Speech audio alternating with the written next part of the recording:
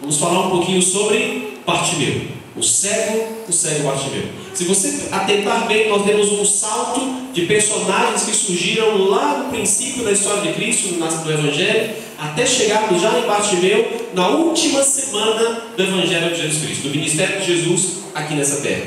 Noite após noite, estamos mais perto da cruz. E louvado seja Deus, que noite após noite a palavra de Deus tem sido aberta, noite após noite a palavra de Deus tem nos iluminado e tem nos orientado. Eu gostaria de ver sentado como você está, se não foi cômodo, feche seus olhos comigo. E antes de abrir as Escrituras, vamos orar ao Senhor.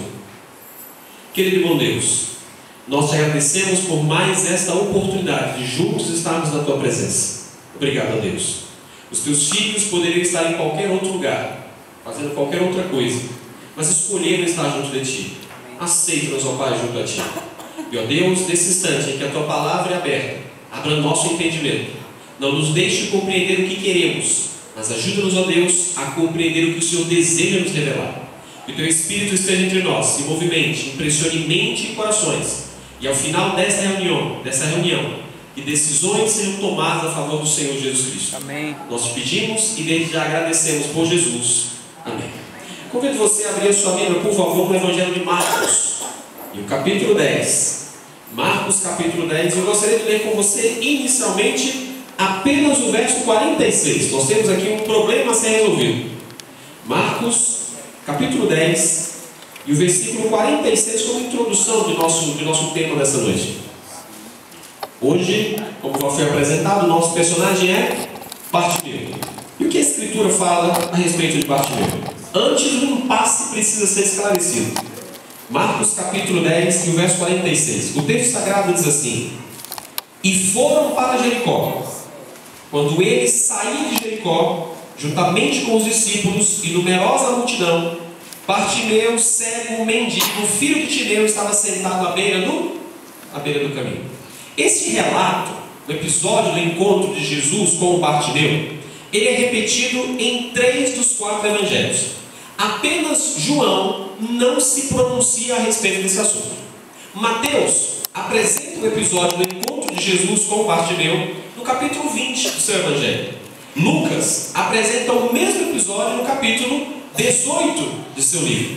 Mas alguns dos nossos opositores, aquelas pessoas que querem encontrar assim, um motivo, apenas uma razãozinha, para falar mal da Bíblia, para desmerecê-la, para tirar a sua credibilidade, alguns de nossos opositores olham para esse episódio do encontro de Jesus com Bartimeu e eles dizem assim: olha, aqui está uma prova de que a Bíblia é incoerente. Aqui está uma evidência de que a Bíblia se contradiz. A mesma história é contada por 3 autores, Mateus, Marcos e Lucas, e a história não bate.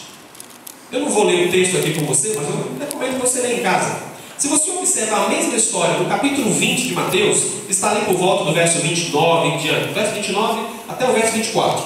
Mateus fala da mesma história.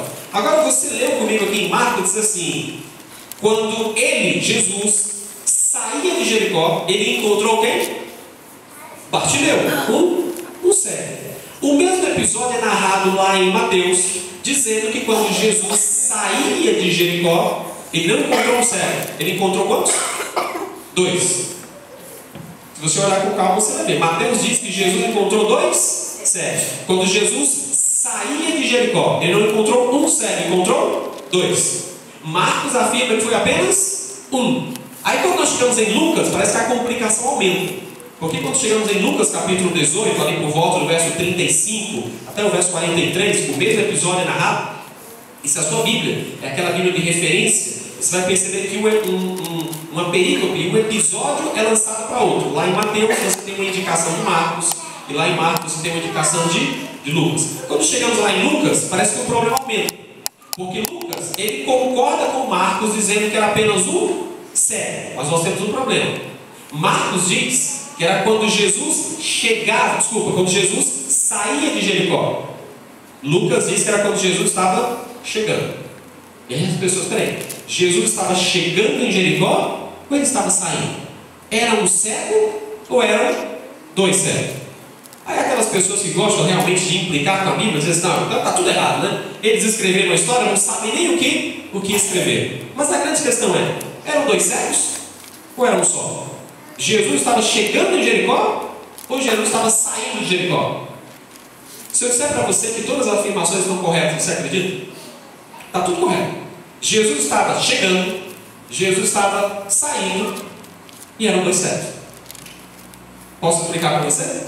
Posso explicar para você? O relato inicial é em Mateus. Nós escolhemos aqui o texto de Marcos, porque das 4 histórias, dos 4 relatos, Marcos é o único que chama o cego pelo nome. Lá em Mateus diz 2 cegos.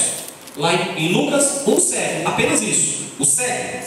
Eu não quero tratar o nosso amigo aqui apenas por um cego. Marcos, ele usa o nome, Bartimeu. E ainda apresenta a familiaridade. Filho de Timeu. A Bíblia não revela para nós quem foi Timeu, o pai do nosso herói aqui, Bartimeu. Apenas o menciona uma única vez.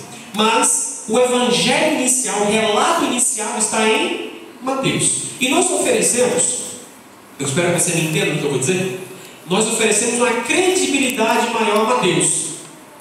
Sabe por quê? Porque Mateus estava lá. O evangelho de Marcos, ele foi escrito baseado nos relatos de Pedro a Marcos. Marcos era sobrinho de Barnabé, amigo de Pedro. Marcos andou com Pedro e escreveu o seu evangelho baseado naquilo que ouviu do apóstolo Pedro. Marcos não estava lá quando Jesus se encontrou com Bartimeu. Lucas, da mesma forma. Você sabe como Lucas foi escrito? Se você observar o princípio lá do evangelho de Lucas, o prólogo do evangelho, Lucas afirma: muitos empreenderam a narrativa dos fatos que se deram, e eu achei por bem também empreender essa narrativa. E mediante entrevista, pesquisa, conversa direta com quem viu os fatos, Lucas começou a escrever. Ele não viu, ele não estava lá. Isso não quer dizer que o evangelho de Marcos ou de Lucas não sejam inspirados. O que eu estou dizendo é que Deus tem muitas maneiras diferentes de transmitir a sua verdade. Eles escreveram aquilo que ouviram e ouviram, mas de testemunhas fiéis. A diferença é que Mateus estava lá. Mateus estava presente, era um dos 12. E Mateus com propriedade diz: eram 2 cegos. E como Mateus estava lá presente, eu pergunto para você: que credibilidade, a quem você daria maior credibilidade? Alguém que viu a história ou alguém que ouviu de terceiros? Eu prefiro crer naquele que foi testemunha ocular. Então eu dou crédito a Mateus quando ele diz que eram dois cegos. Então por que Marcos e Lucas enfatizam que era apenas um só? Nós temos uma questão de perspectiva. Havia 2 cegos. Os 2 precisavam da ajuda de Cristo. Os 2 recorreram a Cristo. Mas aquele que exerceu a proeminência, aquele que mais destacou no chamado, no grito, na necessidade, na busca, na insistência, ele chamou mais a atenção do que o outro. Tanto é que Marcos o chama pelo nome. Esse aqui se destacou. O outro nem é mais mencionado, mas esse aqui é mencionado.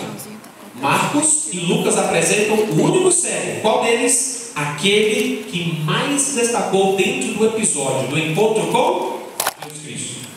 Mas aí nós temos outro ponto para esclarecer, né?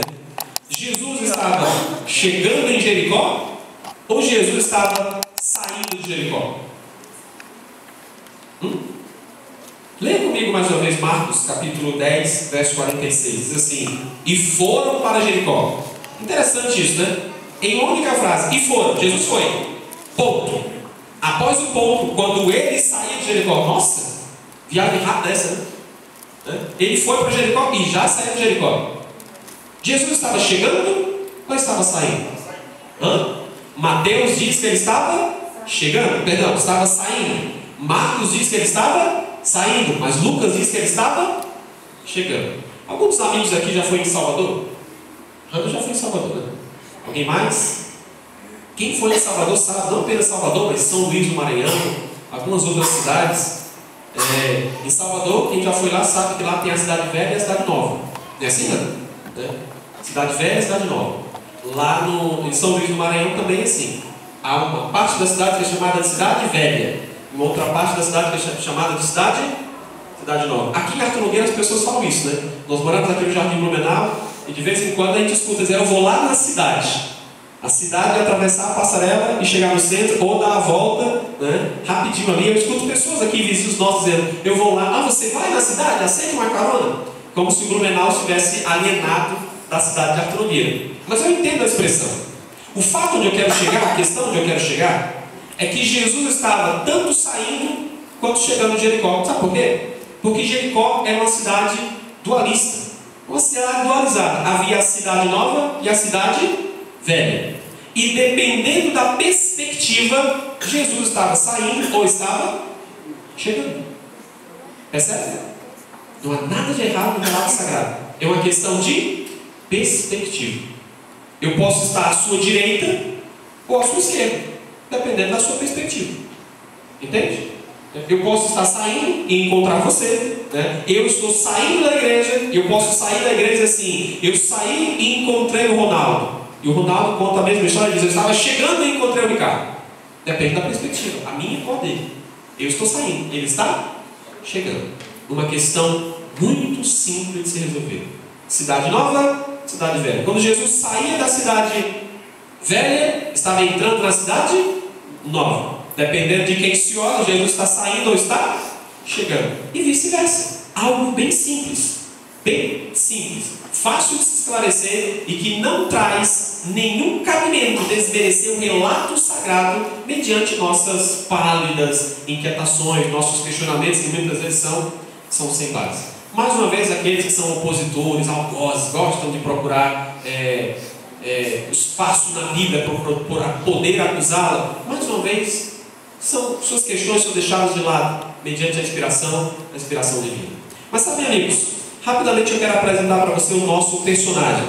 E o primeiro aspecto que nós vamos falar do nosso personagem Bartimeu, nós já lemos no versículo 46. O verso 46, Marcos 10, apresenta para nós esse encontro. Jesus, na concepção de Marcos, estava saindo de Jericó.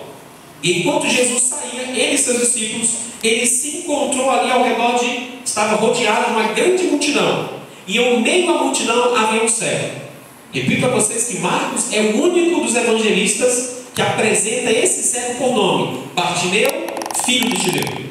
Mas a condição em que Marcos apresenta esse personagem é de dar dó. Veja o que Marcos apresenta no final do versículo: Bartimeu, cego. Vamos numerar aí as questões. Ele era o quê? Cego. O que mais? Mendigo, filho de Timeu. Não sabemos quem é Timeu. Mas a condição de Bartimeu, ele estava sentado na beira do caminho. Estava ali jogado no cantinho, ficava ali na dele, de vez em quando pedia esmolas e dependia muito da boa vontade dele. E eu fico muito triste quando eu leio isso, porque eu entendo que a alegria ou a tristeza de Bartimeu estava nas mãos de pessoas, dos outros. As pessoas passavam, eles se lidavam de alguma coisa, um sorriso se abria. Mas quando as pessoas passavam e fingiam que não estavam vendo, que se faziam de cegas também, Bartimeu era ignorado e ali era alvo da tristeza. Era atingido pela tristeza. Pobre, cego, abandonado à beira de um caminho, de uma rua, de um caminho qualquer, uma beira de estrada, mendigando. A Bíblia não apresenta nenhum de seus familiares, nenhum, apenas a sua pobre condição. Cego, mendigo, jogado à beira do caminho, simplesmente assim. E acima de tudo, irmãos, nos tempos de Cristo havia uma superstição, havia uma cultura popular de que pessoas como Bartimeu eram assim, sofriam esse tipo de dificuldade, essas moléstias, essas enfermidades por causa de pecados ocultos. Abra sua Bíblia, por favor, no Evangelho de João, capítulo 9. João, capítulo 9. Versos 1 e 2. João, capítulo 9, versículos 1 e 2. Nós vamos ver que havia uma crença popular nos tempos de Jesus. É uma crença popular, mas não quer dizer que é uma crença correta. João, capítulo 9, versos 1 e 2. Diz assim: caminhando Jesus, viu um homem cego de nascença. E os seus discípulos perguntaram: mestre, quem pecou? Este ou seus pais, para que nascesse cego? Retornando para o Evangelho de Marcos, você pode abrir mais uma vez a sua Bíblia. Você entendeu qual era a crença popular nos tempos de Jesus? As doenças, as dificuldades, as limitações físicas, na concepção popular, estavam diretamente relacionadas a pecados. Agora acrescente ao fato de ser cego, mendigo, abandonado à beira do caminho, acrescente a tudo isso o preconceito religioso em cima do Bartimeu. Esse aí é cego porque ele pecou, né? E na concepção de muitos é o seguinte: olha, ele pecou, então ele merece. Está pedindo esmola? Não dou esmola para cego. Por quê? Porque se ele é cego é porque ele fez coisa errada mesmo. E quem fez coisa errada tem que sofrer. Era assim que muitos pensavam. E a religião se tornava algo doloroso. Era egoísmo para aquele que dizia ser religioso, e era cruel para aquele que recebia as agruras da religião. Uma religião sem piedade e sem misericórdia. Acrescentada a toda a miséria de Bartimeu estava o preconceito religioso. Ele pecou, e se não foi ele, foi seus pais, foi o tal de Timeu, o pai dele. Então, se ele está assim, é porque tem alguma coisa errada na vida dele. Deus o abandonou, Deus o está castigando. Louvado seja Deus, irmãos, que naquele episódio lá de João, capítulo 9, Jesus esclarece: nem ele pecou, nem os pais dele. Nem ele pecou. Então, por que Bartimeu sofre? Por que Bartimeu sofria?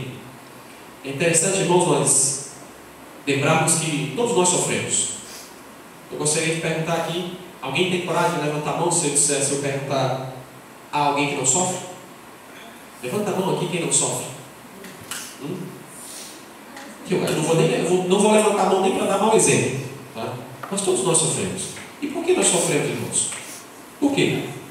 Irmãos, olha, eu não sou especialista em sofrimento. Louvado seja Deus por isso. Mas eu tenho os meus espinhos na carne, assim como qualquer um dos irmãos. Mas eu entendo que nós sofremos por três motivos. Três motivos. Nós sofremos por um princípio básico do qual ninguém foge. Todos nós colhemos aquilo que nós plantamos. Muitos de nós sofrem porque nós escolhemos mal, tomamos decisões equivocadas, seguimos caminhos que eram contrários aos caminhos de Deus.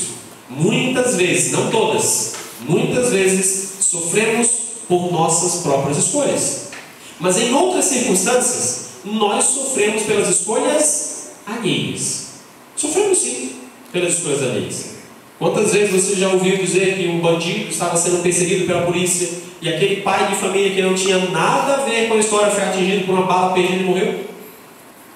De quantas crianças você já ouviu dizer que estavam nas escolas e simplesmente um franco atirador entra na escola e sai atirando aleatoriamente e ceifa a vida de uma criança inocente? O que ela fez para merecer tal coisa? Nós sofremos muitas vezes quando vemos pessoas aí que de maneira irresponsável consomem bebidas alcoólicas e tomam o seu carro, e o carro se torna uma arma mortal, e aí ceifam a vida de pessoas inocentes, e famílias inteiras sofrem pela escolha de um só. Nós sofremos por nossas escolhas e não podemos fugir. Sofremos também pela escolha dos outros. Mas às vezes nós também sofremos não só por nossas escolhas. Às vezes você não escolheu nada errado e não há ninguém perto de você que também tenha cometido escolhas equivocadas. Mas nós sofremos também por uma razão, e essa pode ser a maior de todas. Nós sofremos, irmãos, porque vivemos num mundo de pecado. Esse mundo é mau, é muito mau. Esse mundo está distanciado daquele mundo ideal que era o mundo dos sonhos de Deus para mim e para você. Vivemos num mundo de pecado, e mesmo aquele que não pecou sofreu nessa terra. E você sabe de quem eu estou falando? Aquele que não conheceu o pecado conheceu a cruz e sofreu. Sofreu porque esse mundo é mau. E não espere, por favor, maravilhas desse mundo. Esse mundo não vai mais tão longe. Louvado seja Deus. Temos razões sólidas para acreditar de que estamos no limiar do reino de Deus. Esse mundo caminha a passos largos para a sua destruição, mas você e eu não precisamos fazer parte desses últimos episódios de tristeza, miséria e dor. Há algo muito melhor oferecido a todo aquele que em Cristo crê: a salvação, a esperança, a redenção. E essa salvação está ao teu alcance. Basta crer, confiar e entregar a vida ao Senhor Jesus, aceitar o seu comando e colocar tudo que é e que tem à disposição dele. Sim, irmãos, sofremos por nós, sofremos pelos outros, sofremos porque o mundo é mau.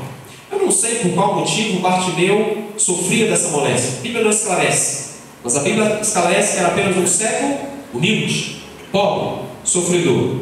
Mas ao mesmo tempo, irmãos, a Bíblia fala para nós que esse cego, pobre, humilde e sofredor, ele teve coragem de se encontrar com o Senhor. Veja comigo o verso 47. Bartimeu ele ouviu falar de Jesus.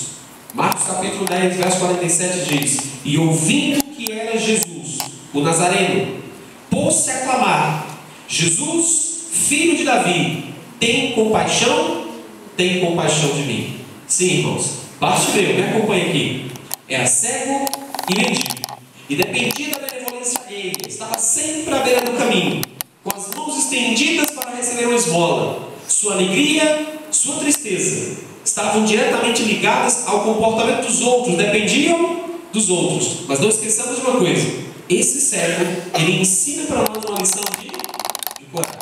Ele era cego, mas ele ouviu falar de Jesus, e naquilo que ele ouviu a respeito de Cristo, ele acreditou: aqui está o homem que é capaz de resolver a minha situação. E o verso 48 apresenta para nós a primeira oposição que Bartimeu sofreu. Veja o que diz aí: e muitos o repreendiam. É assim que está na sua Bíblia? É assim? Muitos o repreendiam. Lembre que o texto começa dizendo que Jesus estava cercado por uma multidão. E como um cego chegaria até Cristo?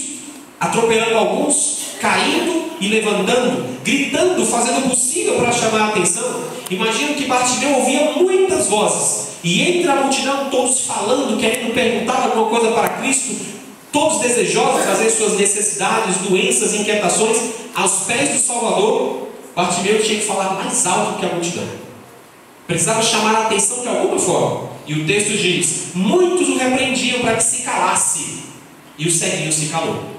É assim que está aí na sua Bíblia? Não? Como é que ele fez então? Mas ele cada vez gritava mais: filho de Davi, tem misericórdia de mim. Você pode falar que Bartimeu era qualquer coisa. Era pobre, mendigo, necessitava da ajuda dos outros, era cego, poderiam acusá-lo de ter um pecado escondido. Fale o que você quiser, mas ninguém vai poder dizer que Bartimeu desistia fácil. Ele insistiu, gritou, e ele foi recompensado. Veja aí, por favor, o verso 49, diz assim: parou Jesus e disse: chamai-o. Chamaram então o cego, dizendo-lhe: tem bom ânimo, levanta-te, ele te chama. Adiantou? Valeu a pena chamar por Jesus? Valeu a pena insistir? Valeu a pena. Eu não sei por quanto tempo. Algumas pessoas já disseram assim. Eu estava lendo um comentário bíblico a respeito dessa história de cidade velha, cidade nova, se Jesus estava entrando, se Jesus estava saindo. Eu escutei uma explicação que dizia mais ou menos assim: Bartimeu gritava por Jesus desde quando Jesus entrou, e Jesus percorreu toda Jericó, estava saindo para outra Jericó, e aí entre uma e outra, na interseção entre uma cidade e outra, a velha e a nova, ali Jesus parou. E aí, diante do grito de Bartimeu, Jesus disse: chame, chame. Foi para isso que eu vim, para as ovelhas perdidas. Podem chamar. E aí alguém foi lá chamar Bartimeu. Possivelmente os próprios apóstolos, que talvez fossem os primeiros a tentar afastar a multidão que comprimia o mestre. Mas chamaram Bartimeu. E agora, irmãos, nós encontramos uma faceta de Bartimeu. Bartimeu ele podia ser cego, mas ele tinha fé. Ele acreditava que o Jesus de quem ele havia ouvido falar, Jesus poderia fazer alguma coisa por ele. E a primeira reação de Bartimeu ao chamado de Jesus, para mim, é impressionante. O que um cego possui de bem material? Vou perguntar diferente, né? O que um mendigo possui de bem material? Alguém jogado à beira do caminho? Não tem onde dormir? O que tem? Mas observe que no verso 50 é dito para nós assim: levantando-se, lançando de si a capa, levantou-se de um salto e foi ter com Jesus. Ele não tinha nenhuma preocupação se ele ia precisar ou não da sua capa. Primeiro que é difícil imaginar um cego pulando, né? Porque você não sabe onde ele vai pousar, tá? Segundo, que garantia Bartimeu tinha de que ele não ia precisar da capa uma segunda vez?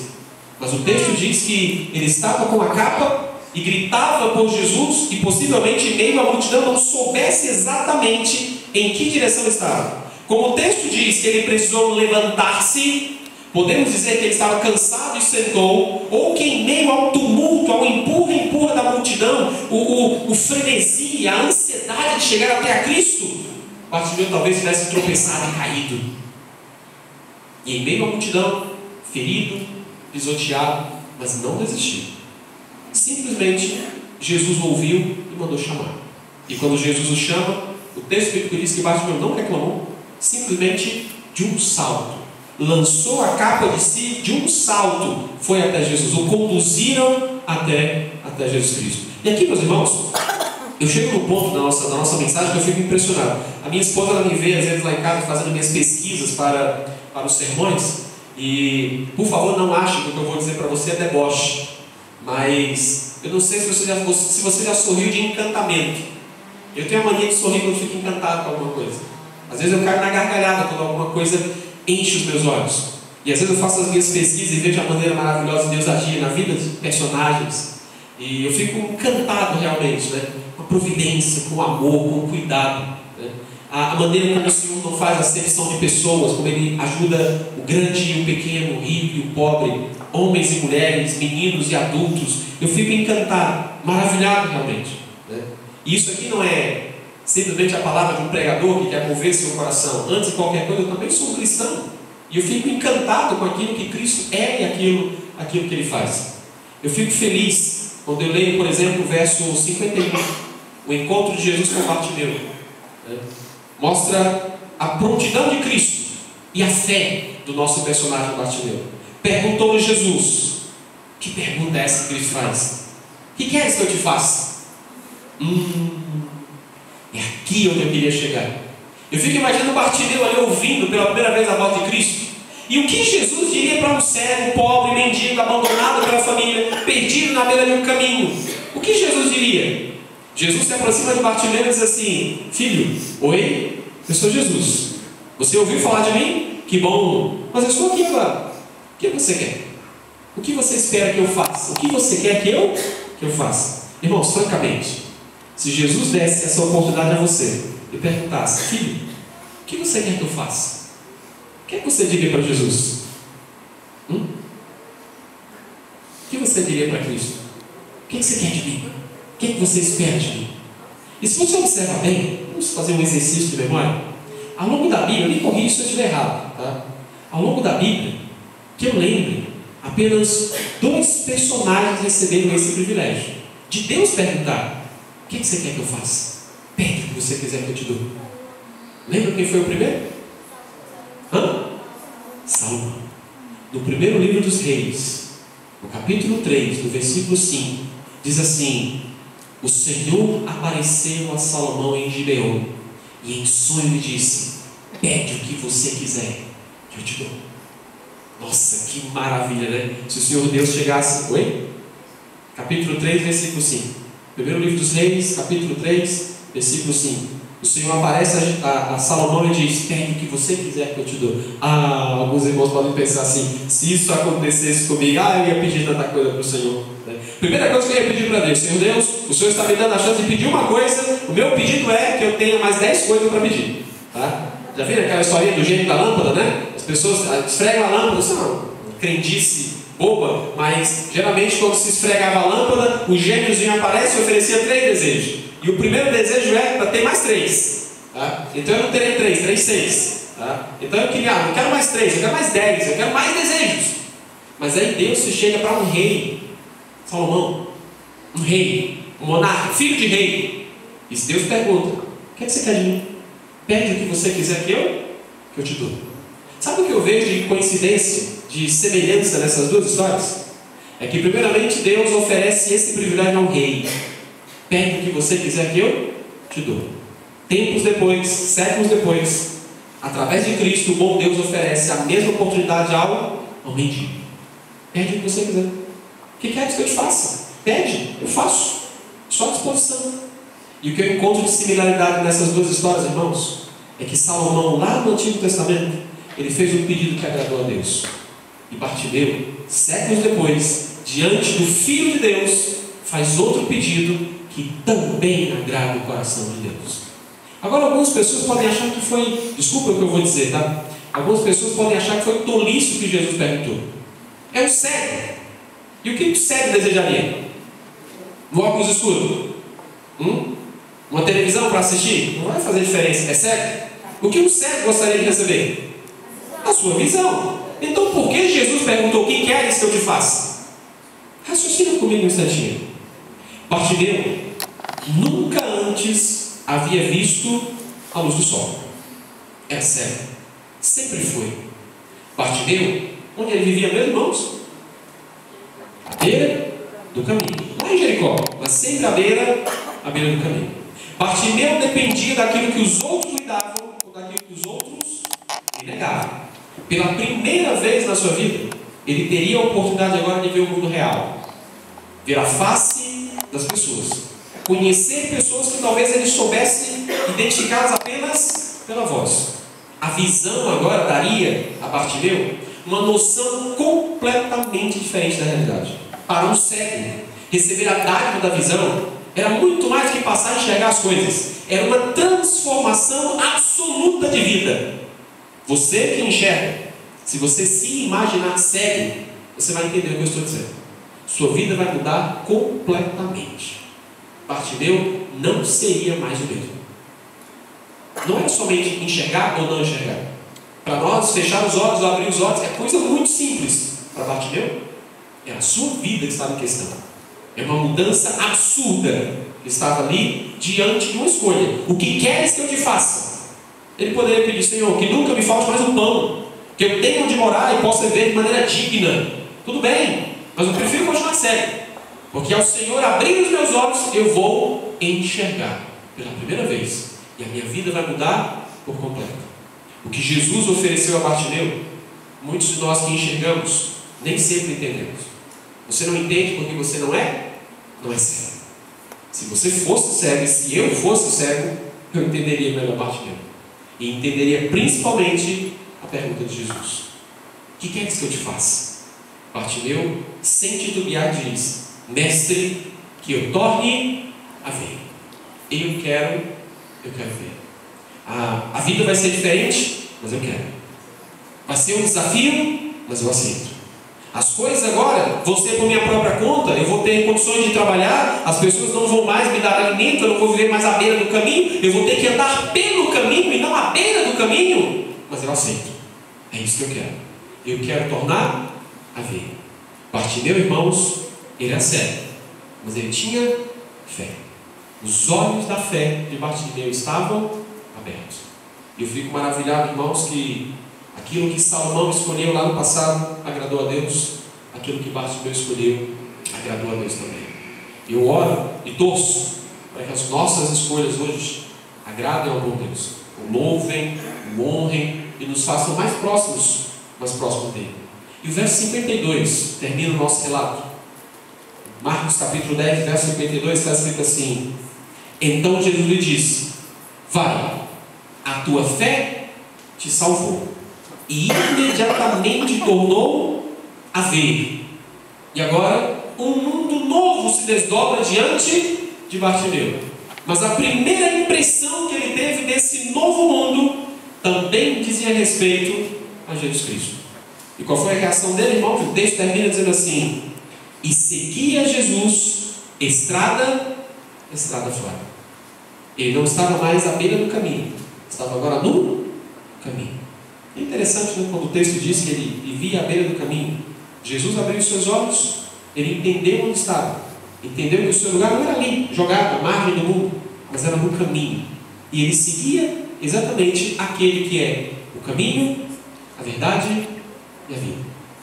Sem dúvida nenhuma, irmãos, o encontro com Jesus marcou a vida de Bartimeu. Um jovem cego, um homem cego, sozinho, abandonado, mas que teve sua vida transformada. E o que podemos aprender desse homem? Podemos aprender uma lição de fé, uma lição de coragem, de insistência em clamar ao Senhor e aceitar a vontade do Senhor em nossa vida. Podemos aprender com esse homem a fazer as melhores escolhas. O que queres que eu te faça? Senhor, eu quero alguma coisa para a minha vida que melhore a minha vida contigo, que me aproxime de ti. O que queres que eu te faça? Eu quero ver. Quantos de nós, irmãos, hoje aqui precisam de fato ver a Jesus todos os dias, contemplar seu lindo rosto, estar feliz na sua presença? Quantos de nós hoje são aqueles que precisam ter os olhos da fé abertos e perceber os dias que estamos vivendo, a brevidade do tempo e a necessidade que nós temos do preparo para o encontro com o Senhor Jesus Cristo. Muitos de nós precisam ver a cruz e ver o Cristo que um dia foi morto, mas hoje vive, reina, eterno, mas voltará para buscar os seus. Muitos estão de olhos abertos, mas não enxergam nada. Bartimeu era cego, mas pela fé contemplou a salvação, e sua vida nunca mais foi a mesma. E como resultado disso, seguia a Jesus estrada fora. A Bíblia faz silêncio desse momento em diante a respeito de Bartimeu. Não sabemos mais nada a seu respeito. Eu fiz uma pesquisa no livro Desejado de Todas as Nações sobre Bartimeu. Sabe quantas vezes Bartimeu é mencionado nesse livro? Uma única vez. Só uma única vez. Seu nome aparece uma vezinha só e silêncio. Mas eu não consigo crer que Bartimeu tenha abandonado o caminho. Seus olhos estão abertos e agora estavam fixos em Jesus. Nós podemos aprender, meus amigos e irmãos, com esse homem. Eu quero orar por cada um de vocês, amigos e irmãos. Eu peço que você também ore por nós, por mim, por minha pequena família. Vamos orar juntos, uns pelos outros, para que nesses últimos dias que antecedem a vinda do Senhor Jesus, todos nós, invariavelmente, homens, mulheres e crianças, jovens e adultos, e sejamos com os nossos olhos bem abertos. E de olhos abertos, decididos a fazer a vontade de Deus, sigamos Jesus estrada fora, assim como aconteceu com Bartimeu. As mesmas marcas indeléveis que Jesus gravou nesse homem, Ele pode gravar em nossa vida também. Amém. Eu gostaria de orar com você, mesmo sentado como você está. Feche seus olhos, vamos falar com o Senhor. Querido e bom Deus, nós te suplicamos, ó Pai, a graça da Tua companhia, a graça do Teu perdão. Suplicamos, ó Deus, pelo poder do Teu Espírito, os nossos olhos estejam abertos, para percebermos, ó Pai, os dias em que vivemos e a necessidade que temos do preparo para o encontro com o Senhor Jesus. Ó Deus, suplicamos que sejas generoso conosco e venha marcar, ó Deus, em nossa vida as vivas impressões do Teu Evangelho. Que Jesus seja apresentado dia após dia a cada um que aqui está, e de maneira mais íntima venhamos a conhecê-lo, amá-lo e entregar a vida em suas mãos. Que realmente se cumpra em nós, porque a Tua palavra nos diz: que te conheçam a Ti, o único Deus verdadeiro, e a Jesus, Teu Filho amado, a quem Tu enviaste.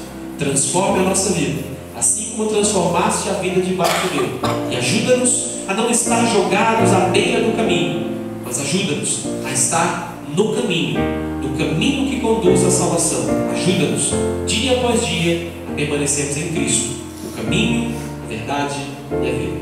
Abençoe a todos nós, em nome de Jesus.